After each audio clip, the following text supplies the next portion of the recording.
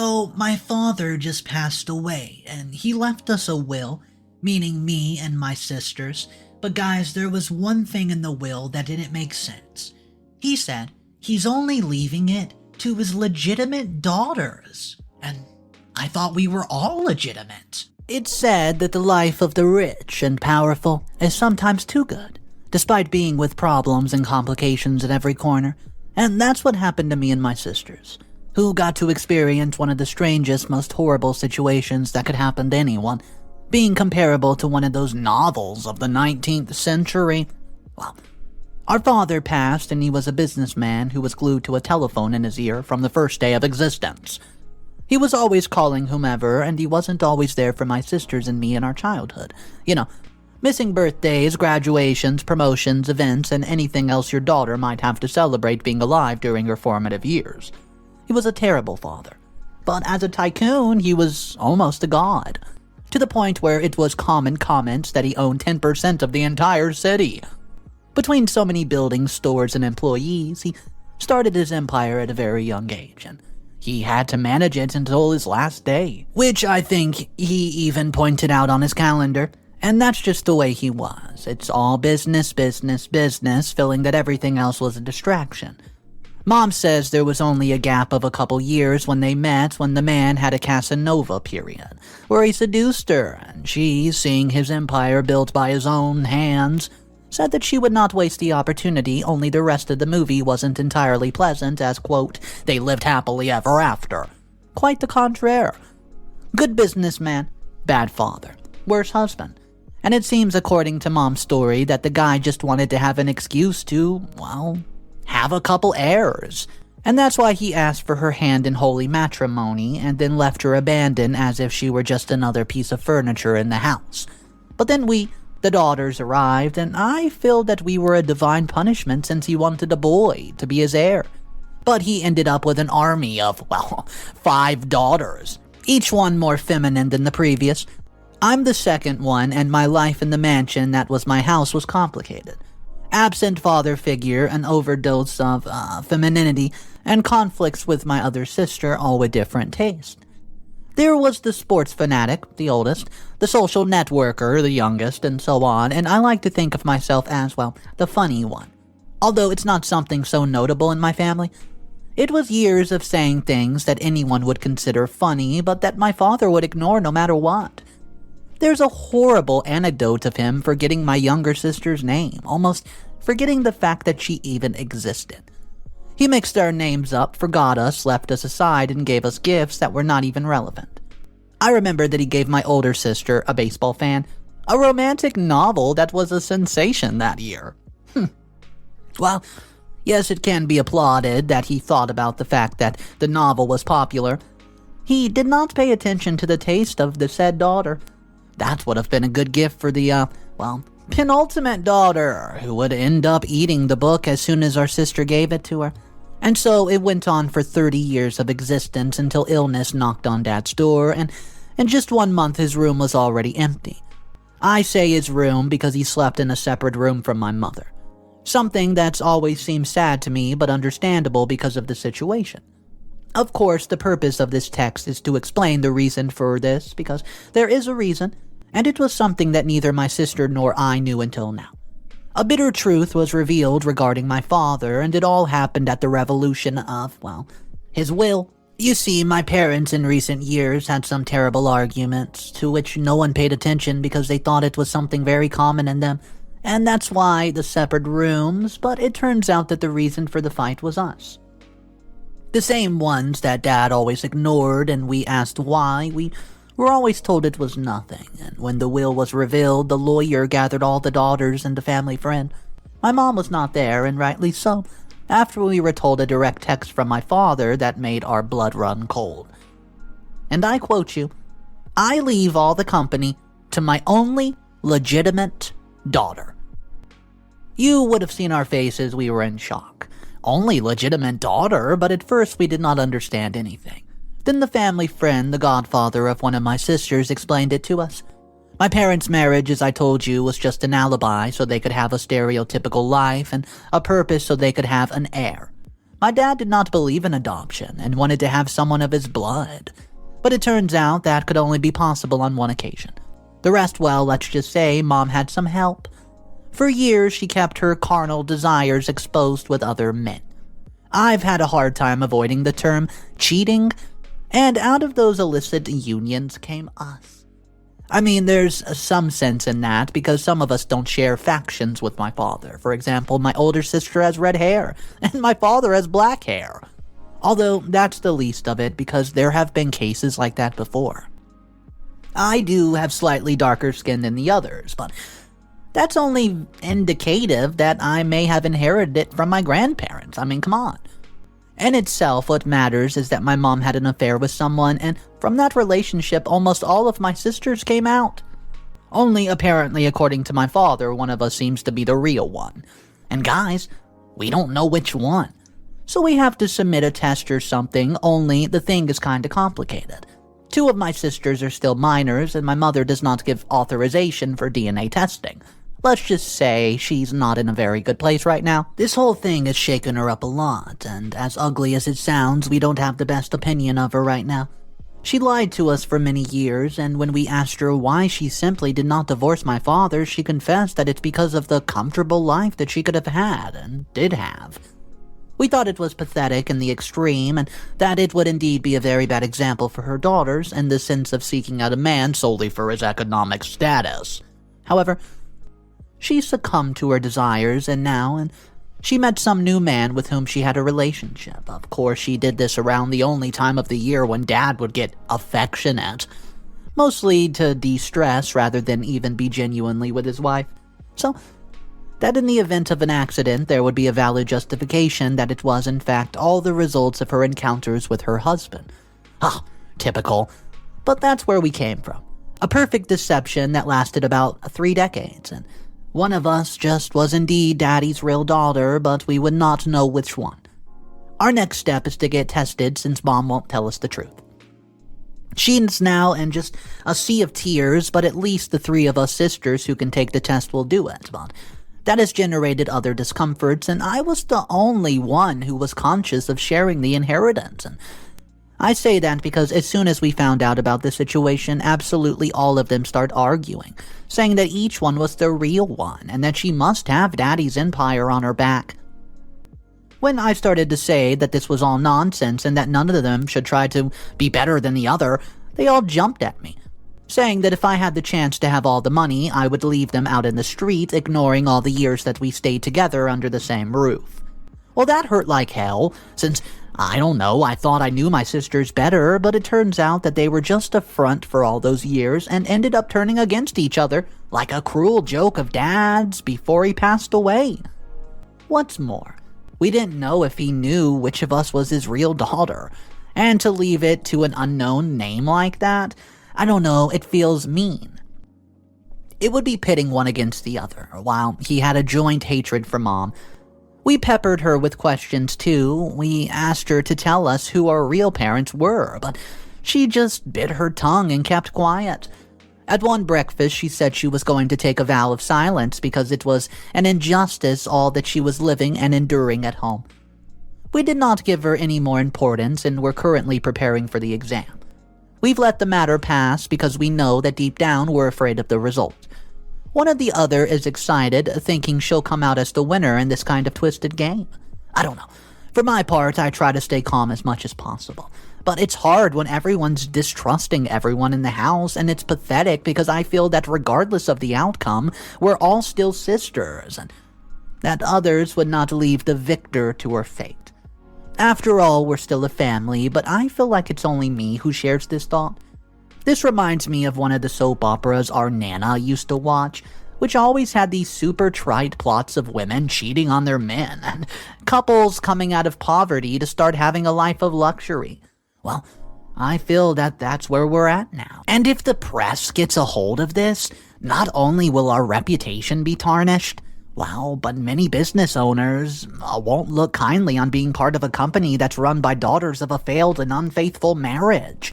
Some businessmen prefer the status quo to profit, as strange as crazy as it may seem.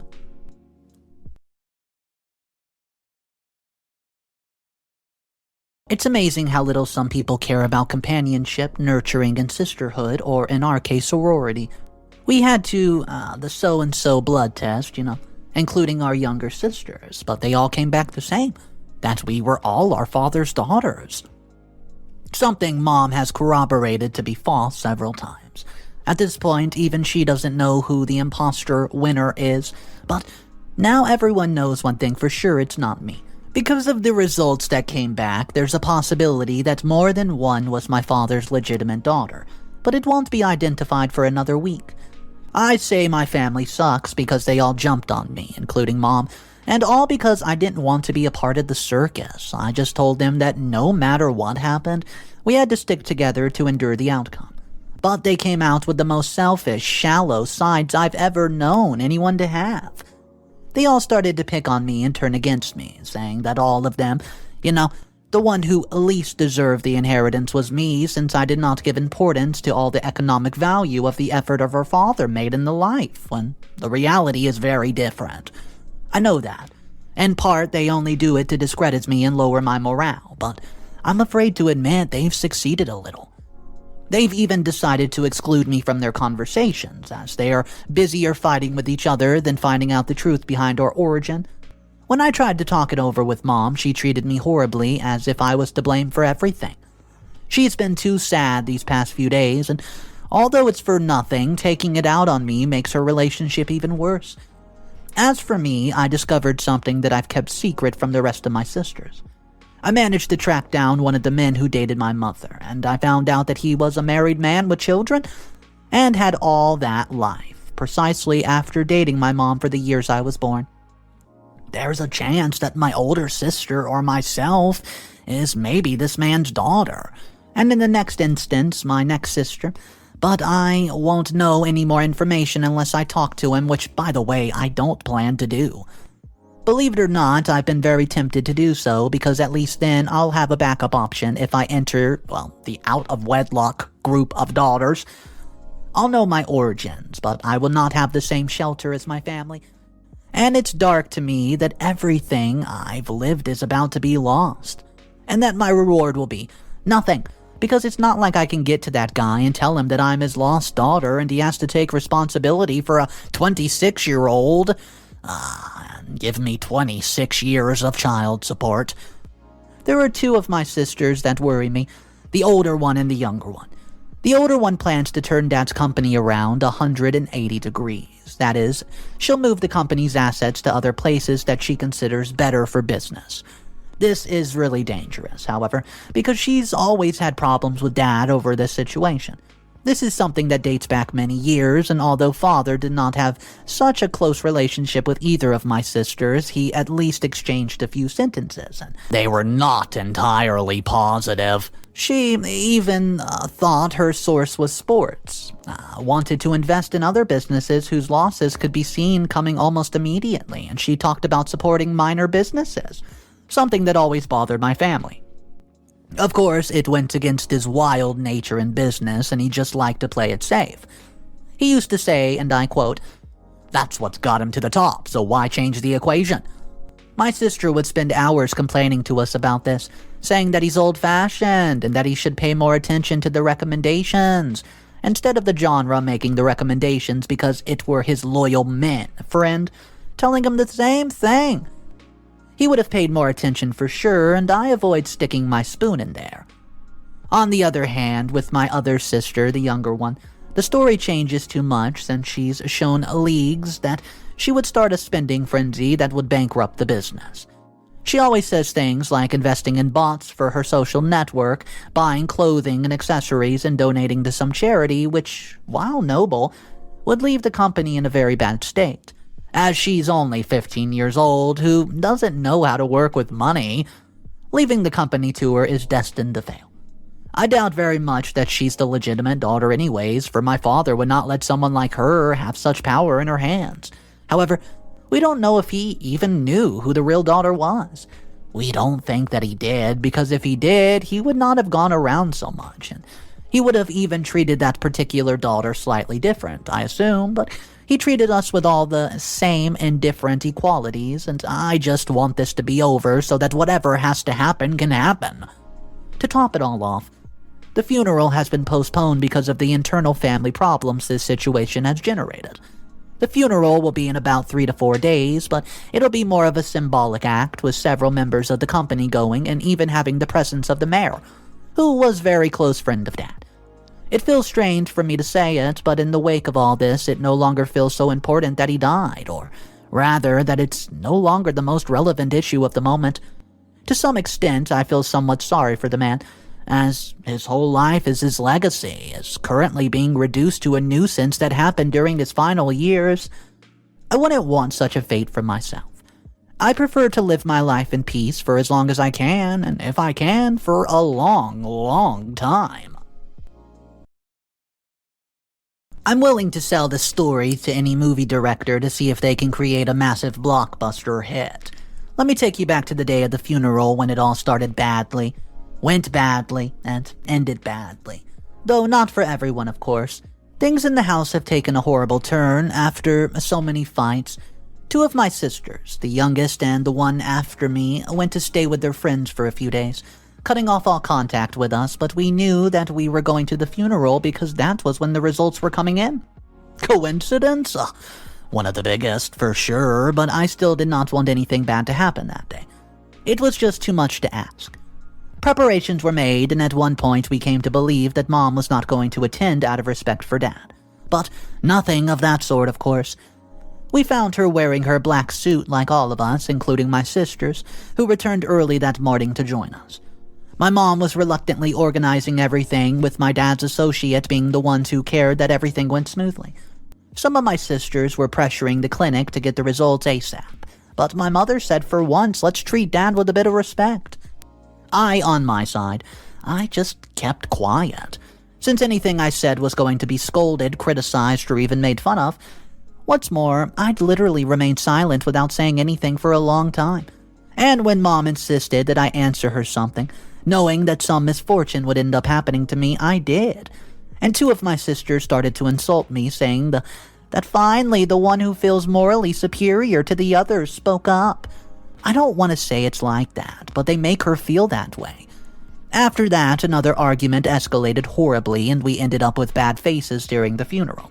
A few words were said, and we were all surprised when Mom stood up and made a somewhat hypocritical speech about Dad, saying he was the man she loved the most throughout her life and stuff like that, and I think it was, the one moment where we all called mental truce and told each other that none of what she said was real. What's more, one of my sisters gave a pretty horrible comment wondering if any of Dad's lovers would make it to the funeral. Watching it all from afar, nobody was amused by the comment. But I know many of us thought so too, and in a morbid, twisted way, after the event was over, we went to the reception, where several people showed their condolences to Father, saying the typical words of, "He was so young, he helped us, he was a pure soul." Yeah, but no one said anything about the fact that none of his 5 daughters seemed to be very moved by the affair. Not a single one shed a tear, and I know more than one noticed, and when it was all over, the guests left as we were leaving the cemetery. At that moment, one of Dad's associates approached us. The one I told you about, who was with us the day of the will, well, she asked us to accompany her to the office, so we went back, knowing what could happen. The atmosphere was so tense. Nobody said anything, and the little that was mentioned was the partner telling us how much he appreciated my father. That is the same thing that was said at the funeral. One of my sisters had no qualms about being rude and telling him that we didn't care much about what's happening, we just wanted to know the truth. Of course, it was true. But even so, my mother scolded her for being mouthy, so when we got to the place, we were more worried than excited. Now, I don't quite know how to say this part, since it all happened so dang fast. What happened is that my sisters started to argue. In a brief moment when I left the site to answer some messages, and literally out of nowhere they started picking on me, saying that I was fake, self-righteous, and when in fact I had done nothing to them. They were in a battle royale of all against all, and we had to calm down a bit to proceed. Anyone on this planet would have felt satisfaction, but my reaction was strange. I say this because when my dad's partner said that after 3 different tests the results showed that I was my father's real daughter, I could have been very excited and even got in the face of all the others who were only dedicated to annoy me. But the truth is that it was not so, since as soon as the results were said, there were several reactions. My mother lowered her head, and we thought she knew it from the beginning. We all started crying, and well, as I say, the reactions varied. My older sister was the first to respond upon hearing the results. She said, "What?" She looked at me briefly and walked away, and she didn't even bother to complain or apologize. She just turned and walked out of the office without another word. The sister following me started yelling at my father's partner, as did my youngest sister. The fourth one was just crying and also screaming pure, pitiful things. After that, I don't know how it happened, but the sister after me started to beat me up, and my younger sister joined in. Both of them against me, whining while I was trying to get them off me, and Dad's partner and my mom helped me calm them down. I accidentally scratched the sister after me right on a tattoo she loved on her arm, which made her cry in pain and leave the room. The rest of the day was very confusing stuff, and I was taken to the house where I stayed alone for the rest of the day. The only thing I knew was that Mom was going to be taking, each sister to talk to. Only I didn't know if she was the one to do that and get her daughters calmed down, being that she was the one who put us in this position in the first place. I was in my room, sitting on the bed as I thought about what would happen next. That was why I started writing this part, so that I could coordinate the ideas and thus understand the matter better. It was the first time my sisters had hit me, although the only true damaging thing was the scratch I made. Other than that, I think only time will tell how each of us will face our new destiny, and the cruel reality that we no longer have a father, even if he wasn't biologically their father. What's more, I haven't even thought about the fact that I was given a giant inheritance company. I'm too busy thinking about how awkward breakfast is going to be. Hey guys, it's been 3 months since then, and well, what can I say about it? Do I feel like a winner? Well, yes, somewhat. Seeing how my sisters are so upset after everything they did to me makes me believe that there is some divine justice. I don't know if Dad knew about whether I was his direct daughter, but after some thought, maybe I can believe that I was. I said it in the sense that although he didn't treat us as well as family, as a father or as a friend, at least he did treat us fairly, considering us all his daughters equally. The truth is that as much as I try to stop thinking about it, the whole subject comes back to me like a boomerang, and I just feel that it's one of those things that'll stay in the family for many years to come. As long as the other rival businesses or the press don't find out, we'll know we're doing just fine. Luckily, none of my sisters have shown any desire to claim part of the victory and go with these individuals. I think that the last glimmer of sisterhood they have with me. With my mother, things are different, as she went to her sisters, perhaps to spend her days there until one of us introduced her to her first grandchild.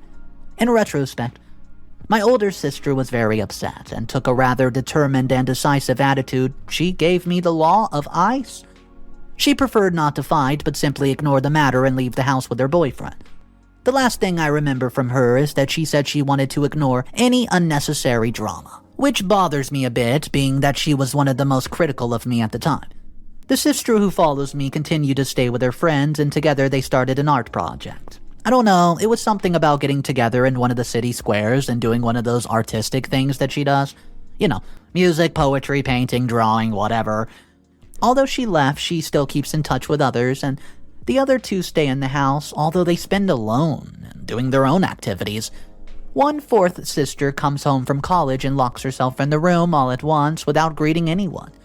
If she was obsessed with books before, I feel it's much worse now. On the other hand, our youngest sister is now fully dedicated to social media.